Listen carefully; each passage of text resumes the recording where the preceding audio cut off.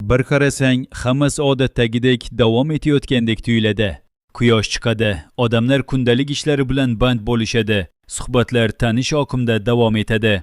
Ammo bu oddiy ko'rinish ostida allaqachon juda xavfli narsa boshlanib bo'lgan. Eng dahshatli o'zgarish tashqarida emas, balki bu hikoyani boshdan kechirayotgan odamlarning qalbi va ongi ichida sodir bo'ldi. Odamlar bir-biridan emas, balki bir-birining ichida yashayotgan haqiqatlardan qo'rqishni boshladi. Fojia endi devorlarning tashqarisida emas, u allaqachon uy ichiga kirgan, suhbatlar orasiga singgan, mehr deb aytilgan gaplar ichiga yashiringan va yaqinlar orasidagi sukutlarning o'ziga joylashgan.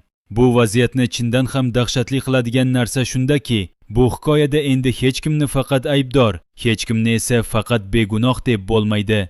Har bir insonning qo'lida bir sir bor, har birining yuragida esa bir xiyonatning izi yuribdi.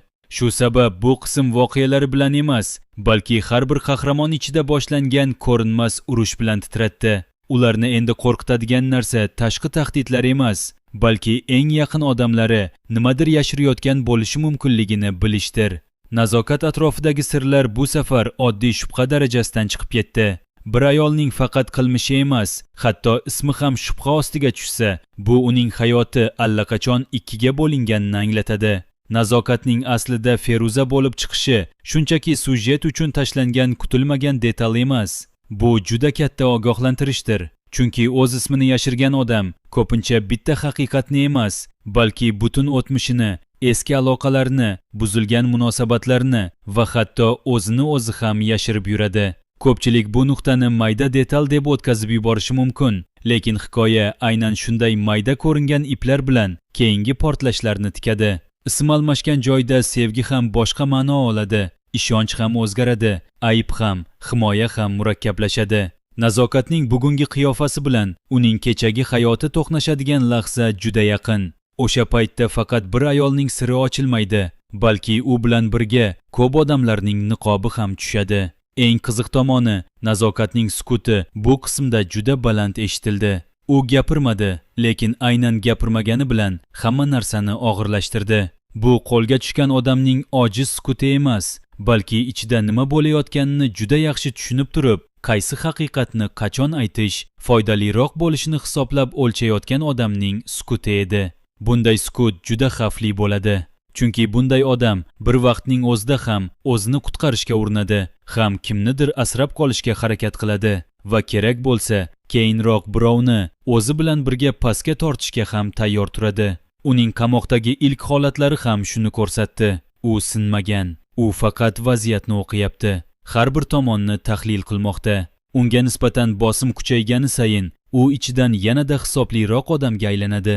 Menimcha kelayotgan qismlarda Nazokatning tildan chiqqan har bir gap oddiy ko'rsatma emas, balki strategik zarbaga aylanadi.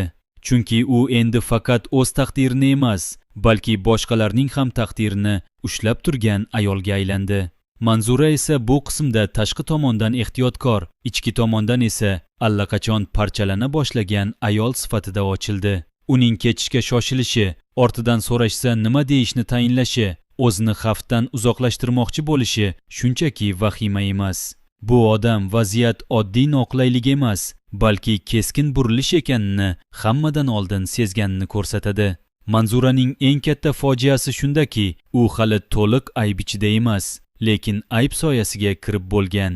Bunday holatda odamning qalbi ikki tomonga yirtiladi. Bir tomonda o'z jonini saqlash istagi, ikkinchi tomonda vijdon. Shu sabab u har bir gapni o'lchab gapiryapti. Har bir kishiga yarim haqiqatni ko'rsatyapti. Ammo hikoya juda aniq bitta narsani ko'rsatdi. Yarim haqiqat bilan uzoq yashab bo'lmaydi. Yarim haqiqat bir kun kelib to'liq halokatga aylanadi. Manzura hozircha qochib qutulmoqchi bo'lyapti, lekin aslida qanchalik uzoqlashmasin, o'zi bilan birga o'z hadigini ham olib yuribdi. Eng katta xatolar esa aynan odam ichida hadig yig'ilib bo'lgandan keyin sodir bo'ladi. Bu qismning eng og'riqli zarbalaridan biri Manzuraning onasi orqali berildi. U qizini himoya qilyapman deb o'yladi, lekin aslida qizning atrofidagi halqani yanada toraytirdi. Onaning ko'ngli bilan qaraganda bu rostgo'ylik edi, adolat edi, qizini poklashga urinish edi. lekin qizning yuragi bilan qaraganda bu xiyonat bo'lib eshitildi. Mana shu joy qismning eng chuqur hissiy qatlamlaridan biri bo'ldi. Chunki ba'zan eng katta xiyonat yomon niyat bilan emas, balki yaxshi niyatning noto'g'ri vaqtida qilinishi bilan yuz beradi. Onaning ko'zida bu vijdon bo'lsa, qizning qalbida bu sotuvga aylandi. Endi bu ona-bola o'rtasidagi ishonch oddiy ranjish bilan emas, balki chuqur ichki jarohat bilan sinovdan o'tadi. Kelasi qismlarda Manzura na onasini to'liq kechira oladi, na nazokatga nisbatan ichidagi qarsni.